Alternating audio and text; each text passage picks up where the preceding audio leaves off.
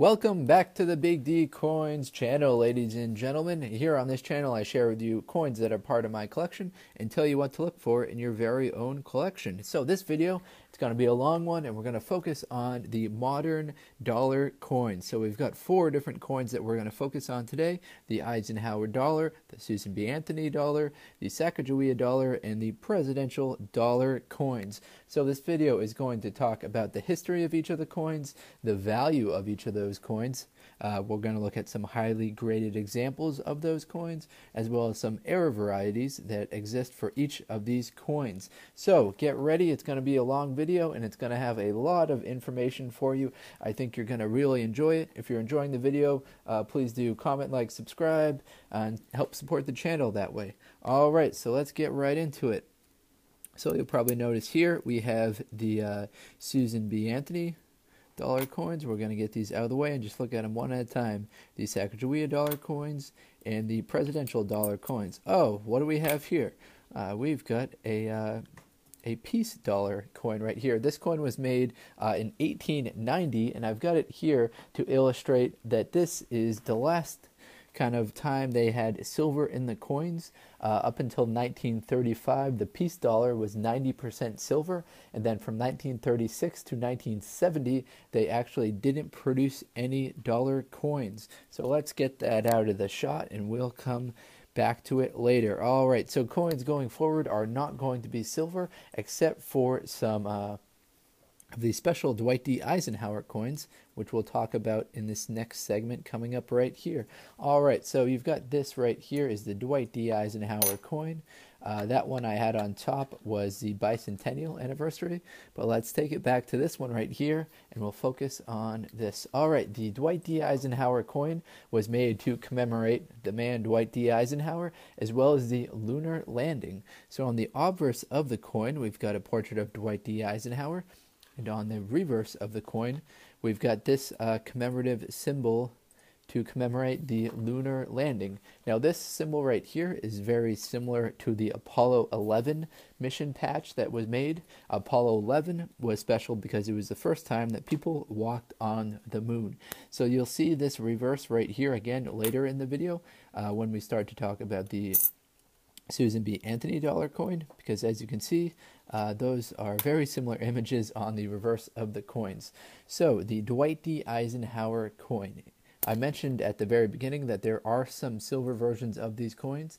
There were silver varieties made from 1971 to 1974, as well as in 1976. So those coins are 40% silver, 60% copper, and have a weight of 24.59 grams. That gives them a melt value of $5.54. Now those are just for the silver variety. What you're looking at right here, as you can tell on the edge rim, is not a silver coin. This one right here is a clad coin. So let's talk about the metal content of this one. This one is 91.67% copper, 8.33% nickel. So looking at it, you can see the nickel coloring to it. That's what gives it the color on the outside, but on the core of the coin, it's mostly copper, which is why it's more than 90% copper. So this coin right here has a melt value of 17 cents. So I wouldn't recommend buying these coins right here and then melting them down, because you'll be spending $1 and getting 17 cents back in return. But let's talk about the mintages for these coins. All right. So the mintages, these coins were introduced in 1971. Much like all coins when they're first introduced, the mintages are very high. So in 71, there were 47 million made at the Philadelphia Mint, 68 million made at the Denver Mint. That drops off drastically at the end. These coins were made from 71 until 78. In 1978, there were only 25 million made at the Philadelphia, 33 million made at the Denver. There were also proof coins made, but those aren't the silver ones. They're just kind of have a glossier finish to them. So let's talk about this one right here. So this is a special bicentennial. This is a common commemorative circulating coin. It's got a little bit of a different image on the reverse. On the reverse, we have the Liberty Bell right there, and then we have the moon in the reverse. So it's still kind of commemorating the Apollo 11 mission, but it's also kind of symbolizing how far we've come as a country. So this is one of the very first symbols of the country, the Liberty Bell, also known as the Independence Bell, I believe, and then the moon in the reverse. Now, people didn't like these coins too much, which is why they kind of had a short run from just 1971 to 1978. The main reason that people didn't like these coins is because of their size. Now, these are very big coins. They have a weight of 22.68 grams and a diameter of 38.1 millimeters. So for comparison's sakes, here's the most modern dollar coin right there, and just look how gigantic this coin is in the reverse. Now this thing right here would probably take up pretty much like your whole pocket if you had a couple of these, as well as they'd be tough to run through vending machines, and they'd just be, you know, really hard to carry around. All right, let's move on to the next coin we have here. So this coin was, as I said, the Eisenhower dollar was made from 71 until 78, and then starting in 1979, introducing Susan B. Anthony. Here's a 1980, so that's the second year that they were made. Let's see if I have some 79s. Here is the 79 right there. Now this coin was made starting in 1979, and the mintages kind of jumped around a little bit.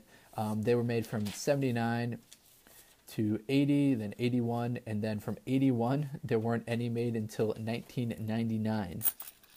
So boom. There, I've got some 1999s. As you can imagine, the highest mintages for these were 1979. So if you're going through your pocket chains, chances are you're going to find one from 1979. So in 1979, there were 288 million produced at the Philadelphia Mint, compared to 1999, 20 years later, there were only 29 million produced at the Philadelphia Mint. So I guess the probability for that would be about 10 times more likely to find one from 1979 than you would be from 1999. That said, maybe it's worth hanging on to your 1990 Susan B. Anthony dollar coins. I certainly have. All right, so let's talk about the mintages the metal content for this coin. This coin was 91.67% copper, just like those Eisenhower dollars that we talked about, and 8.33% nickel.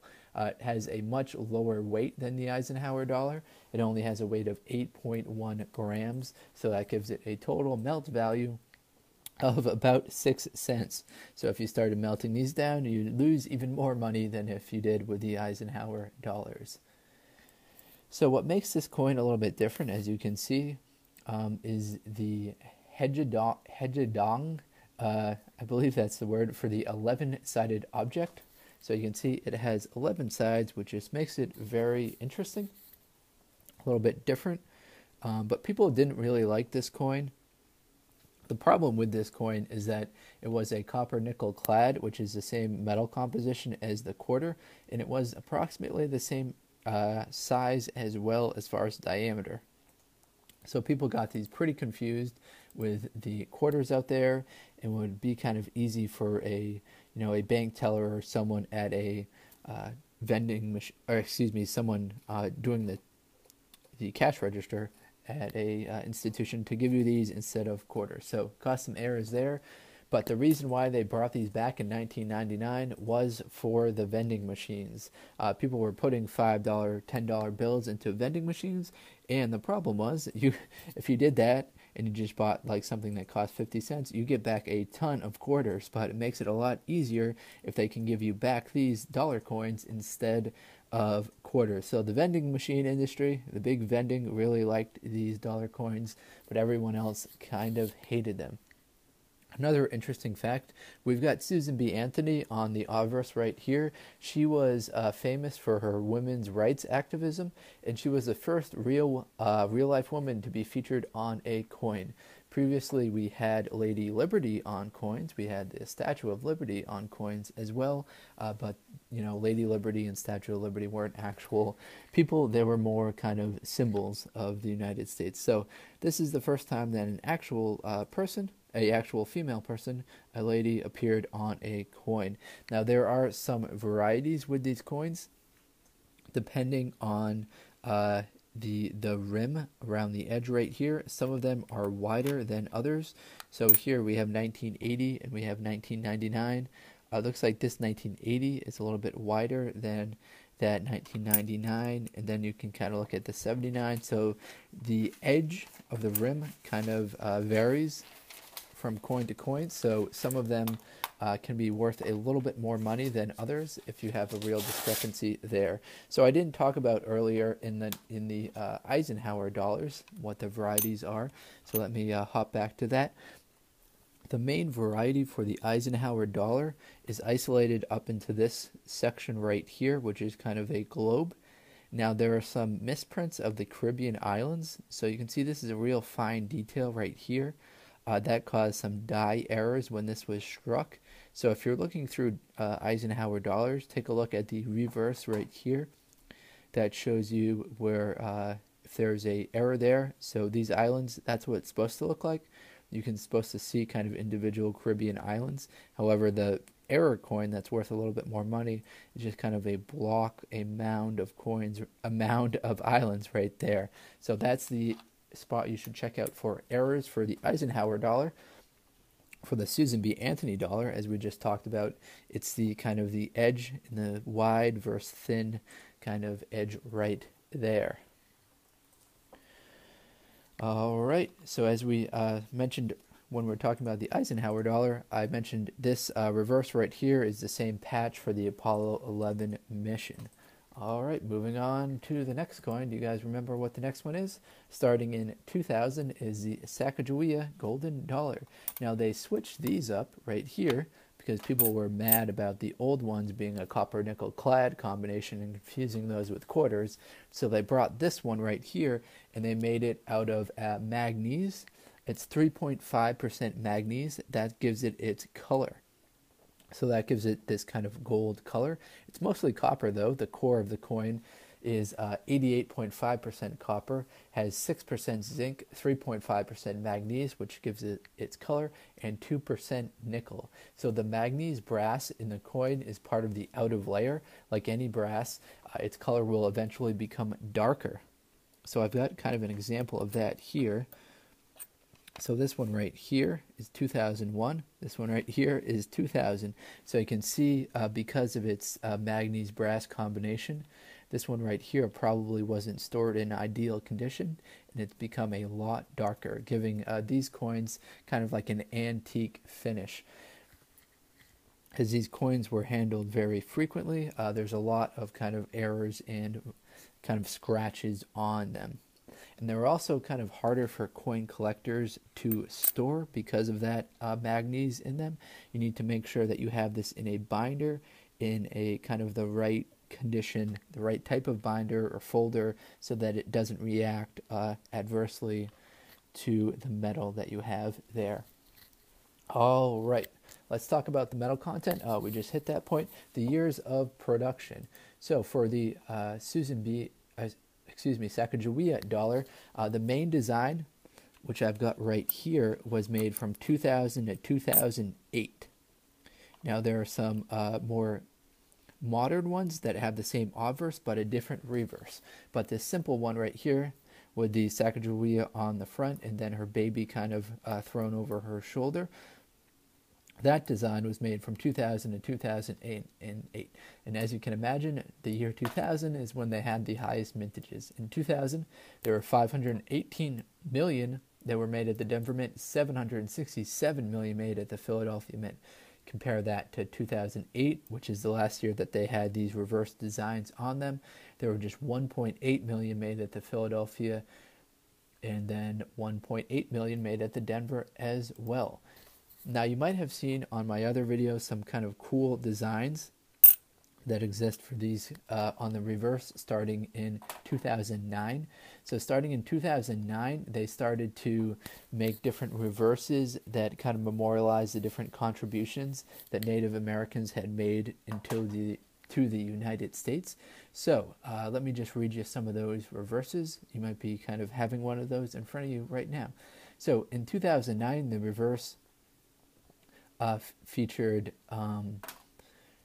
2009, it featured the Feast of Three Sisters, which is kind of an agricultural kind of achievement.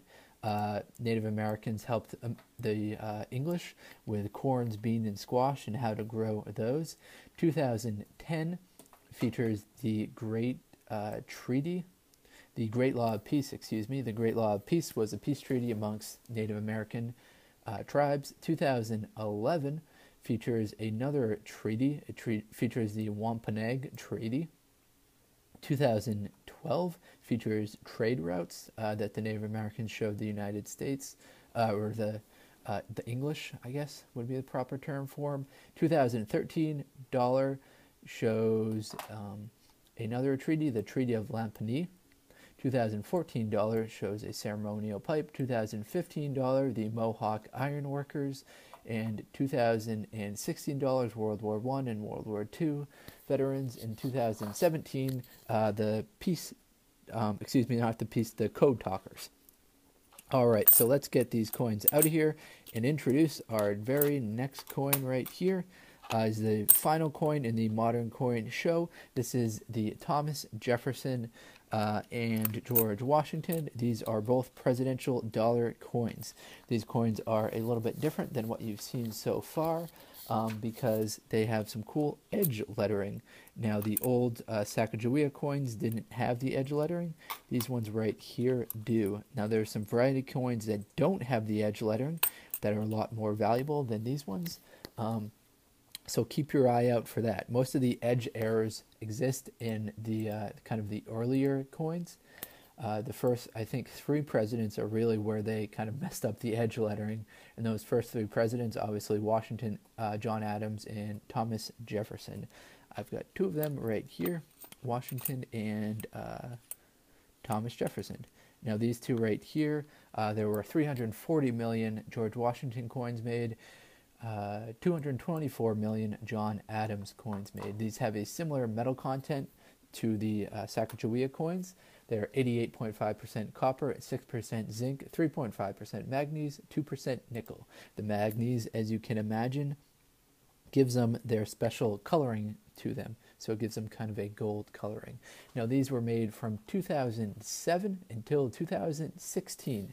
So the rule for kind of who got to be on these coins was that you had to be dead. So the last coin that was made, it was in 2016. The last coins were Richard Nixon, Gerald Ford, and Ronald Reagan. Now these coins, I really like this idea right here for putting presidents on the coins because it can help you kind of remember some of the presidents that you might have forgotten. Most people remember the first ones like Washington, Adams, Jefferson, Madison, and the most recent ones like Nixon, Ford, and Reagan, but they often forget like some people that were in the middle, like Johnson, Grant, Hayes, Garfield, Arthur, Cleveland, Harrison, McKinney, Roosevelt. I guess people remember Roosevelt pretty well. But these coins are still being, or not being produced anymore. They've gone back to making those different varieties for the Sacagawea dollar coins. So if you enjoyed this video, please do like, comment, subscribe. Check out some of the other videos on my channel. I'll start to wrap it up here. If you've got any suggestions, please do let me know. Hopefully you enjoyed this video. It was a little bit longer than my normal videos. Normally my normal videos just focus on a coin from one specific year. This video is more kind of a summary of all of the modern presidential coins, so a lot of information, a lot of data. If you have any questions on what I said, feel free to leave them in the comments section and I'll try and clarify. Obviously I might have made some mistakes right here, but if you're still watching, you probably enjoyed the video quite well. Alright, thank you everyone, take care, have a great one, best of luck coin collecting, stay warm this winter, and take care, enjoy.